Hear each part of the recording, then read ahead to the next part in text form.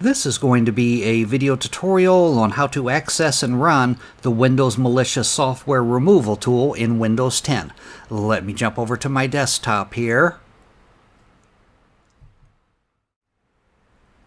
I am on my desktop now. To access and run the Windows Malicious software removal tool in Windows 10, you want to go down to the lower left-hand corner, down to your little start icon.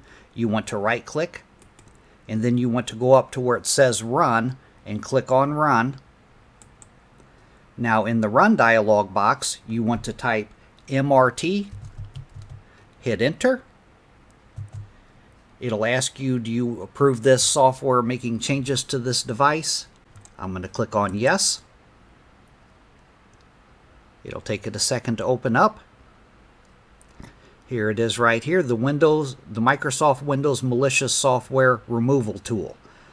Tells you a little bit about it here. You want to go down to the bottom, you want to click on Next. Then it asks what type of scan you want to use. Do you want to do a quick scan? Do you want to do a full scan, which scans your entire system?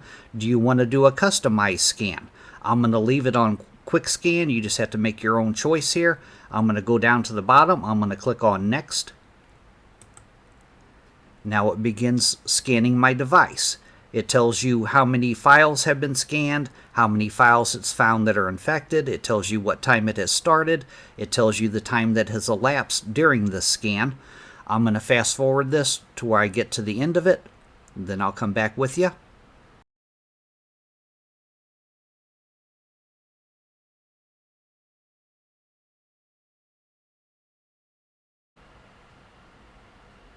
Okay, the scan has finished now. It tells me that no malicious software was detected.